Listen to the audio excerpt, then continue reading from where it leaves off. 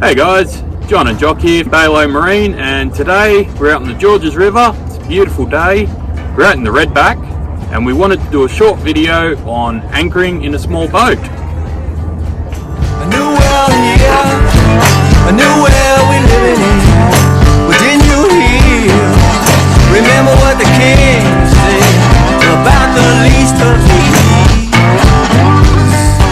So before we actually throw the anchor in the water, we just want to talk about a couple of terms that you might hear or read when you're looking into anchoring.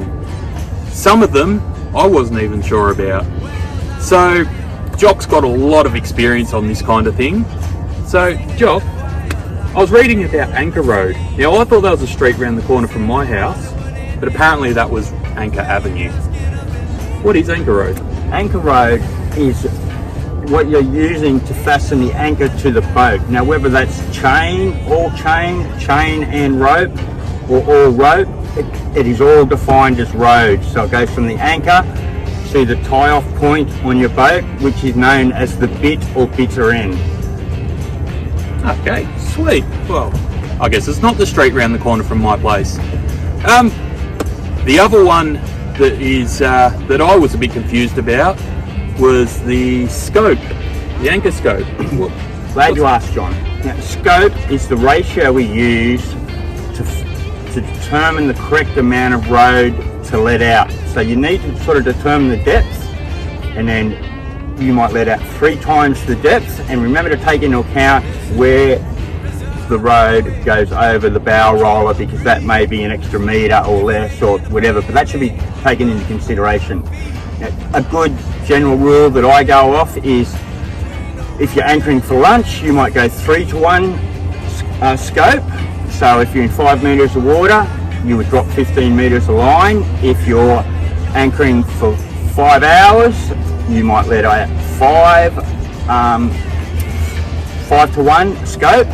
And if you're leaving your boat overnight or extended amounts of time, or it's heavy winds coming or extreme current, you would probably go between 7, maybe even up to 10 to 1. Of course, you're in a crowded anchorage, this can't always happen, because you may spin around and around, and so if you let out a lot of chain and road, you actually need a lot of space. So you've got to think about all these things. Generally though, most boats will all face the same way, so they should all spin together, but it's not a hard and fast rule. So when I anchor in the Georges River on a day like today, I drop the anchor in and I usually let out a couple more metres of rope. For this boat, would that be alright, or would you recommend more?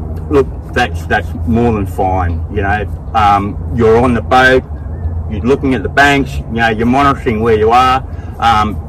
Look, that's no drama at all. If you're on the boat, it's never a big deal, as long as you know you do maintain some situational awareness of what's going on around you.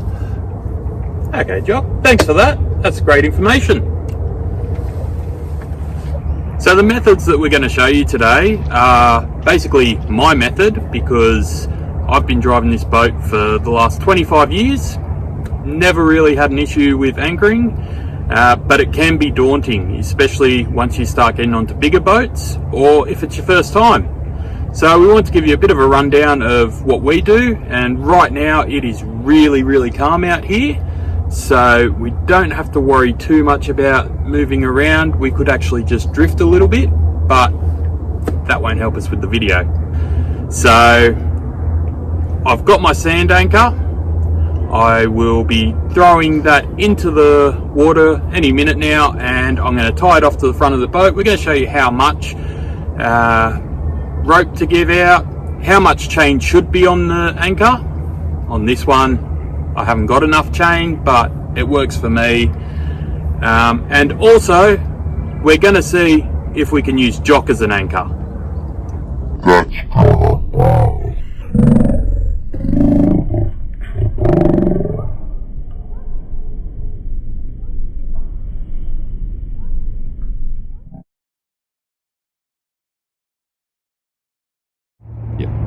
Alright, we've got a small sand anchor here.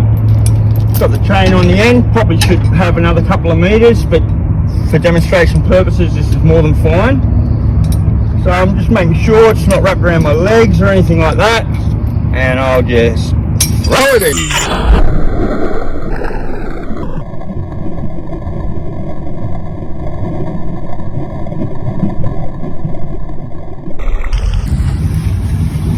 Keep going down, see when the anchor rope stops pulling through, that's basically what your depth is. John's got a couple of knots here at 3 metres, very clever. And I'll just let out a few more metres.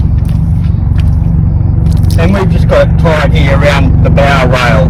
Because there's such little loads on this boat in this situation, it's not a biggie, so we've just got it here for convenience. We're drifting back to the current. See the boat pull tight and determine the angle, and by the angle we can get a pretty good idea of what scope we've got. As you see, stretching out there, so you know, probably we're at about 5-to-1 scope, which is, you know, more than enough. There's no other boats around, so it doesn't really matter. So Jock, you've tied off to the handrail there. Is that the best spot to tie off an anchor to? Well, no, it's not the best spot. Ideally, we would have it on the front of the boat. Usually there may be a bow roller and into a strong point. This keeps the nose of the boat into the wind. We can use down the back. We've got a strong point on those handles there. You just want to make sure it is a strong point that will hold the boat. You know, that can be through your own determination and your own knowledge. Okay, Jock, I'm sick of sitting here in paradise. Can you show us what's involved in pulling up the anchor? For sure. Basically, just pull it up. You don't have to strain. Get the boat moving forwards as you drive over the anchor. It'll be very, very easy. Now, the anchor should stick until you're basically more or less over the top of it, and then it will snatch out of the mud. Pulling it up. Right, we're above the anchor now.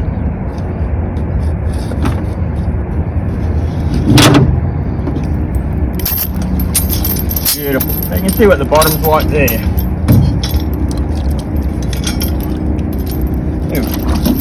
Wash.